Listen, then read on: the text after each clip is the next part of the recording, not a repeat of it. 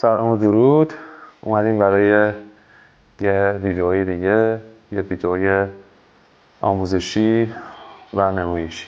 مدلیه که فرم صورت شیزدی داره.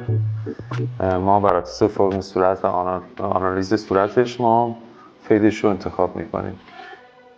صورتش گوشه داره، شقیقاش گونه داره، زاویه فک داره و چونه نسبتا تیز داره که در اصطلاح به این صورت ها میگیم شیزدی. و ما الان فیدی که میخوایم براش انجام بدیم به نسبت فرم صورتش میتونیم ساید فید به همراه برست فید انجام بدیم.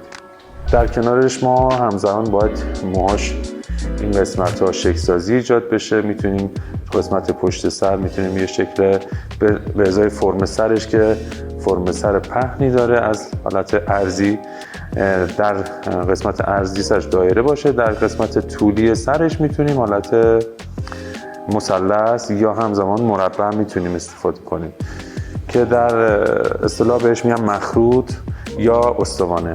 روی سر هم میتونیم همزمان مخروط میتونیم بزنیم، استوانه هم میتونیم بزنیم، حالت کره هم میتونیم بزنیم. دوستان میتونن کانال منو سابسکرایب کنن و از همین الان یه لایک بزنید.